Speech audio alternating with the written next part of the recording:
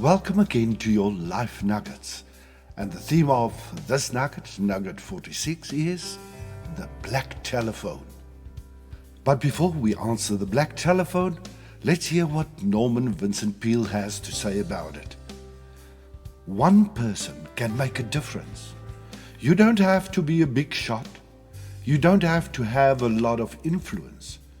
You just have to have faith in your power to change things. And Keith Johnson reminds us that some people change the world and some people change the people who change the world, and that's you. Now let's hear what the black telephone has to say.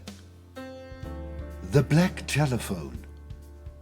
Those of us old enough to remember when the phone was wired to the wall, usually in the kitchen, can relate to this story.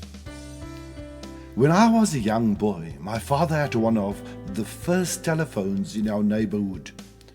I remember the polished old case fastened to the wall. The shiny receiver hung on the side of the box. I was too little to reach the phone, but used to listen with fascination when my mother talked to it. Then I discovered that somewhere inside the wonderful device lived an amazing person. Her name was Information Please. And there was nothing she did not know. Information Please could supply anyone's number and the correct time. My personal experience with the genie in a bottle came one day while my mother was visiting a neighbor. Amusing myself at the tool bench in the basement, I whacked my finger with a hammer. The pain was terrible, but there seemed no point in crying because there was no one home to give sympathy. I walked around the house, sucking my throbbing finger, finally arriving at the stairway. The telephone! Quickly, I ran for the footstool in the parlor and dragged it to the landing. Climbing up, I unhooked the receiver in the parlor and held it to my ear. Information, please, I said into the mouthpiece just above my head. A click or two and a small clear voice spoke into my ear. Information. I hurt my finger, I wailed into the phone. The tears came readily enough now that I had an audience. Isn't your mother home? Came the question. Nobody's home but me, I blubbered. Are you bleeding? The voice asked. No, I replied. I hit my finger with a hammer and it hurts.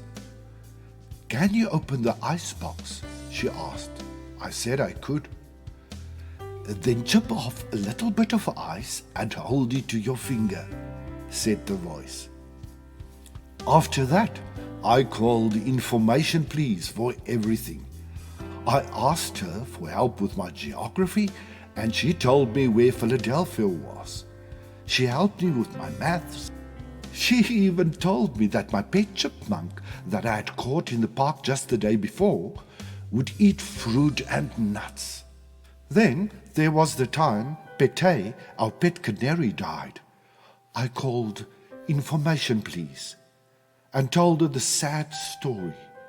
She listened and then said things grown-ups say to soothe the child. But I was not consoled. I asked her, why is it that birds could sing so beautiful and bring joy to all families, only to end up as a heap of feathers on the bottom of a cage? She must have sensed my deep concern, for she said quietly, Wayne, always remember that there are other worlds to sing in. Somehow, I felt better. Another day, I was on the telephone. Information, please. Information, said the now familiar voice. Information, can you tell me how to spell fix? I asked. All of this took place in a small town in the Pacific Northwest. When I was 9 years old, we moved across the country to Boston. I missed my friend very much. Information, please, belonged in that old wooden box back home, and I somehow never thought of trying the shiny new phone that sat on the table in the hall.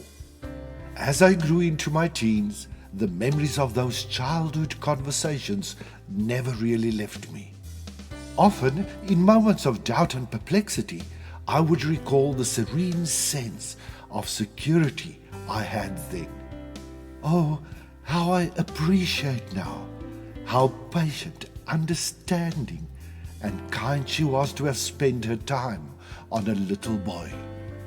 A few years later, on my way west to college, my plane put down in Seattle. I had about half an hour or so between planes. I spent 15 minutes or so on the phone with my sister who lived there now.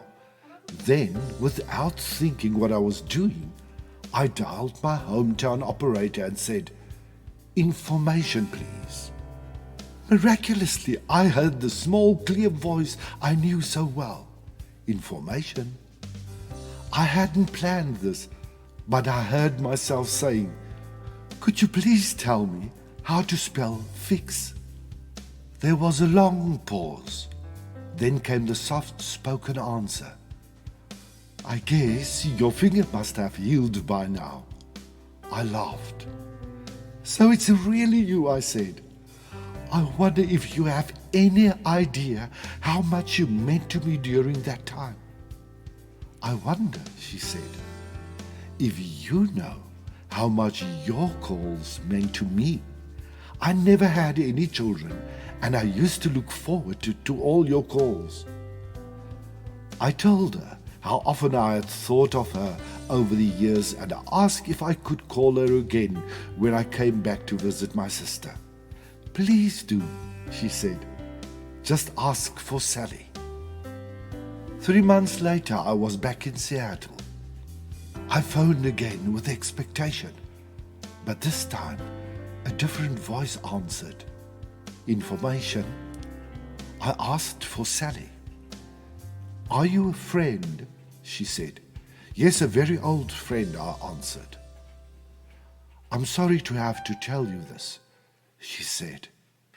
Sally had been working part-time the last few years because she was sick. She died 5 weeks ago. Before I could hang up, she said, "Wait a minute, did you say your name was Wayne?" "Yes," I answered. "Well, Sally left a message for you. She wrote it down in case you called. Let me read it to you." The note said, "Tell him there are other worlds to sing in. He'll know what I mean." I thanked her and hung up. I knew what Sally meant. Never underestimate the impression you make on others. Whose life have you touched today? Someone shared their life's mission with me, and it reads as follows. "I'll always be there for anyone who needs me.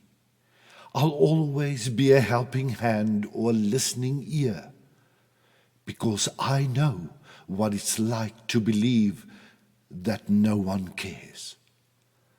I know what it's like to feel alone, suffocated in your own thoughts. I know how just one person can change someone's life. I'm here for anyone that needs me, just to prove that compassion still exists. I'm here for you. Always remember, nobody is too small to make a big difference. Always remember, you are the beloved of God. May He bless you and keep you. Till next time, love and regards, Shalom. For more inspiration, you are more than welcome to visit our Live Light community pages on Facebook as well as our Live Light community channel on YouTube.